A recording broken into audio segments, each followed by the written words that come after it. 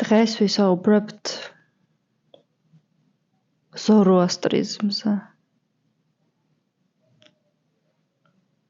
არა, არმაზის კერპზე ვისაუბრებთ დღეს და ხვალ ვისაუბრებთ ზოროასტრიზმზე. ეგრე დავიწყოთ. კაი, ხუმრობა იქით იყოს და ერთხელ პიკნიკზე წავედით მეგობრები თბილისის შემოგარენში. და ნუ როგორც ხდება ხოლმე, ყველამ რაღაცა წავიღეთ. ზოგმა სახლიდან, ზოგმა მარკეტიდან. მე წავიღე. ესპანური შეფუთვა ქონდა მახსოვს, ზეთისხილი. ნუ სხვა რაღაცებთან ერთად. ვიღაცამ კიდე მეორემ რაღაცა სხვა ეროვნების ის იყო სომხური ლავაში. მესამემ კიდე რაღაც სხვა ეროვნების.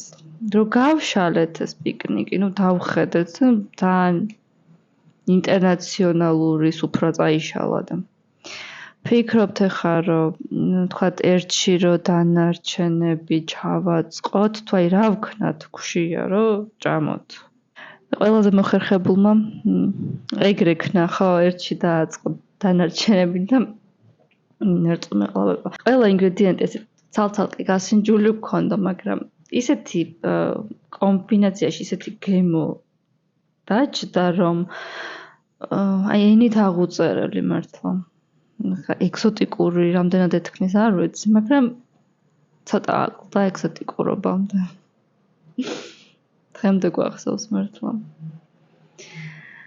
რატო მოვყევი ეს დებილობა ისტორია? მე მაქვს რუბრიკა დროში მოგზაურობის. მოვდივარ ძველი დროიდან და ყველა ეპოქაზე ვამბობ ერთ-ორ სიტყვას. ჯერი შუა საუკუნეებზეა. იმ სენდვიჩს გავს პრინციპში ეს ეპოქა. თან ძალიან.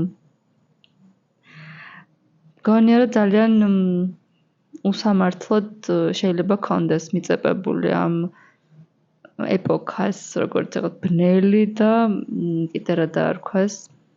იყო ერთი რენესანსის დროის სწავლული, რომელმაც ესე შეაფასა შუა საუკუნეები როგორც რაღაც ბნელი, ხო, უკუნი საუკუნეებიო და არ იყო არც ეგეთი რა, ამასზე იქნება ეს ეპიზოდი, როგორ დავიჯერე, თქვათ რაღაცების წაკითხვით ინტერნეტში თუ წიგნებში, რომ საქმე გვაქვს ძალიან მრავალფეროვან ეპოქასთან. ალესეთ ხმლები და გამოვყევით დროში სამგზავროდ.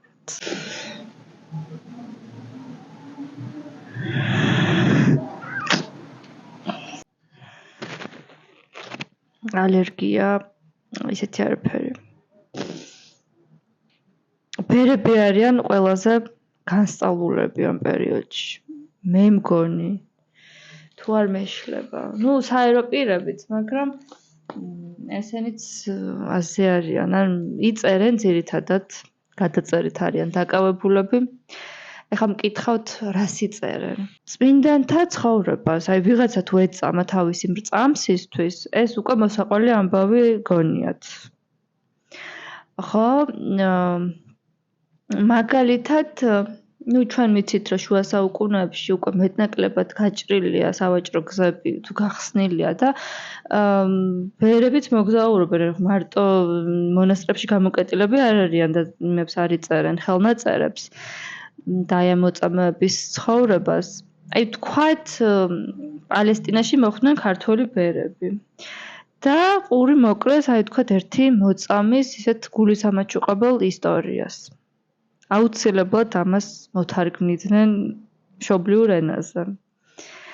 ძალიან მოიხიბლებოდნენ ამ ისტორიით და აიღებდნენ ამბავს და არ ვიცი, ერთი მთარგმნელი სახელს შეუცვლიდა ამ თხზულების მთავარ გმირს მაგალითად, ხო?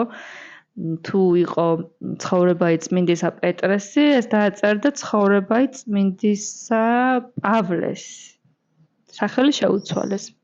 ეხლა ამ თარგმანს კიდე სხვა ეროვნების კიდე ძალიან თავისებურად მოთარგმნიდა რა, ანუ ისიც ის ახლა წარმომავლობას შეუცვლიდა რა, წმინდისა პეტრესი, წმინდისა ხორვატიელი პეტრეს ცხოვრება კი არ არისო იტყოდა, უგანდელი პეტრეს ამბავი არისო დაწერდა.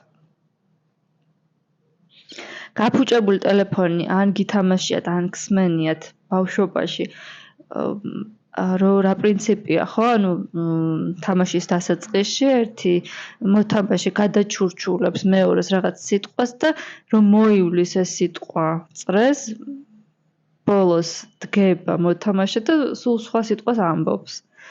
დაახლოებით ესეთი, არ არის საუკეთესო შედარება, მაგრამ დაახლოებით ესეთი პრინციპით მოძრაობს ამბავი შუა საუკუნეების მსოფლიოში. სიბრძნე ბალავარისა, ესე ქვია. ეს იცით როგორი ტექსტი არის? ევროპული შუა საუკუნეების ქრისტიანობის ერთ-ერთი ყველაზე ცნობილი ტექსტია. და რეალურად არის ამბავი გაუტამა ბუდასი. ბუდიზმის ლეგენდარული დამფუძნებლის. მართლაც ჩინებული ამბავია, ხო? ფუფუნებაში გაზრდილი ყმაწვილ კაცი, რომელიც ძალიან შეღონდა უზრუნველი ყოფით და შეუცნობლის შესაძლებლად ტოვებს სამშობლოს და მიდის და მერე ნირვანები და გასხივასნებები. არჩეული ამბავია. შეცვალეს, ხო, აქ მთავარი გმირის სახელი, წარმომავლობა, მიჭრეს, მოჭრეს რაღაცაები. ან თქვენ და წარმოიდგინოთ ახლა, რომ იმდენი თარგმნეს, სანამ ბოლოს ბუდასგან არ მიიღეს სხვა პერსონაჟი, ბალავარი. დაახლოებით აი დღევანდელი rebranding-ს ასაც ეძახიან, ესეთი რაღაც დაემართა ბუდას. გახდა ბალავარი. თხზულება უნიკალურია. თუმცა მე არ მაქვს წაკითხული, მაგრამ უნიკალურია. იცით რატომ? იმიტომ რომ ჭეშმარიტება აი ამ ტექსტში შეუძლია იპოვოს ყველა აღმსარებლობის, თუნდაც ათეისტს, ყველა ნახავს ამაში რაღაცას. თქვით, ხო, თარგმანებზე ვსაუბრობდით, მათ შორისაც ძალიან დიდი განსხვავებაა, მაგრამ დღეს ვამბობთ, რომ სწორედ ამ განსხვავებულობაში და ნაირგვარობაშია სილამაზე.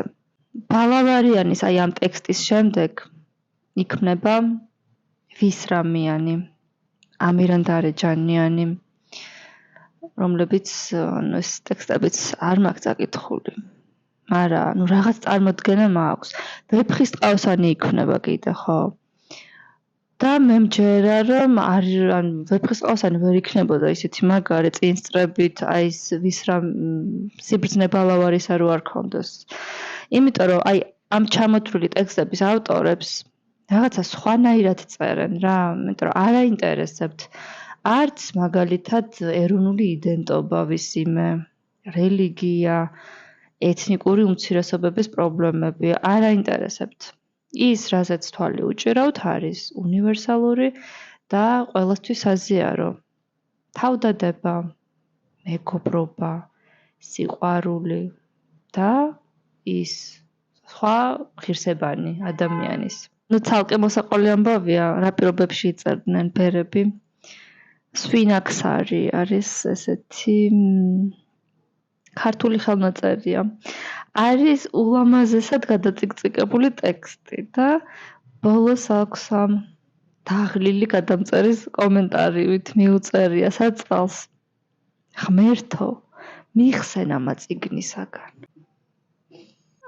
ეხლა რა მრჯის, რომ ვარჩევ ამ თემას. ამ ყოველივეს ყვები ქვეყანაში გართულებული, რას ეძახიან, ქსენოფობიური მდგომარეობის ფონზე, სადაც უგულებელყოფილია ადამიანის ფუძისეული უფლებები. აბსურდში ვცხოვრობთ, მაგრამ ბოლოს ისეთი რაღაცები მოხდა, რომ ხოდა და ბნელი ხო უძახეს ამ ეპოქას. მე მგონია, რომ სწორედ აი ამ ეგრეთ წოდებულ ბნელ ეპოქაზე ისტორიის გადაფურცვლა არ იქნებოდა ურიგო. თავისთვის რაღაცების შესახსენებლად, რომ უცხოს უგულებელყოფა ვერ გაგზრდის.